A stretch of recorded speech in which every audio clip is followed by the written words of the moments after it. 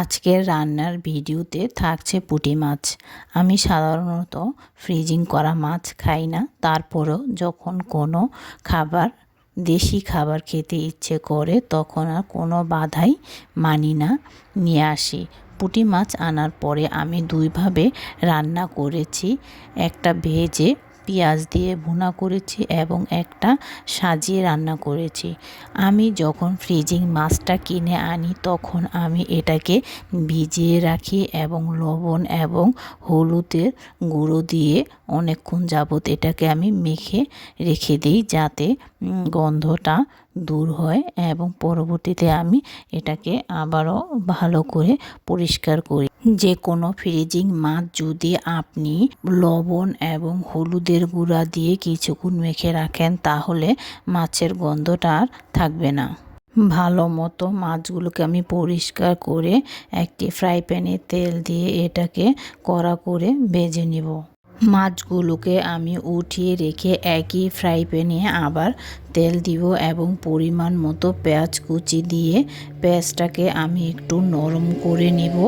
যদি আপনি পেঁয়াজের মধ্যে লবণ দিয়ে দেন তাহলে খুব তাড়াতাড়ি এটা নরম হয়ে যাবে। এরপর আমি পরিমাণ মতো আদা, হলুদের গুঁড়া, মরিচের গুঁড়া, ধনিয়া গুঁড়া, জিরা গুঁড়া দিয়ে এটাকে ভালো মতো কষাবো, যাতে করে মশলার গন্ধটা না থাকে।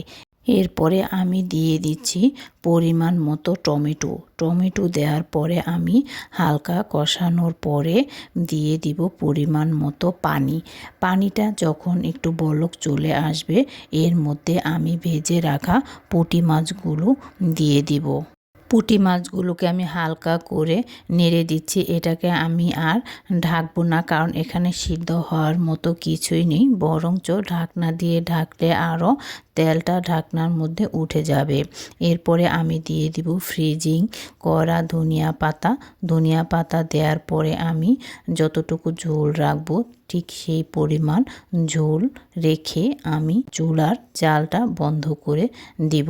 খুবই সুস্বাদু এবং খুবই মজাদার এই পুঁটি মাছ ভুনা।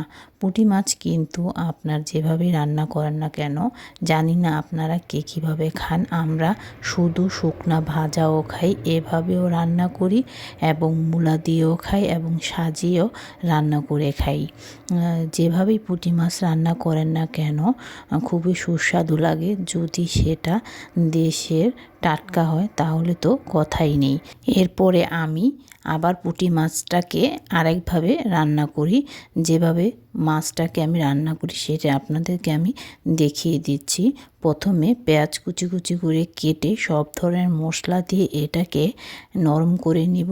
এর মধ্যে টমেটো এবং মাছ দিয়ে পরিমাণ মতো পানি দিয়ে শুকিয়ে নিব।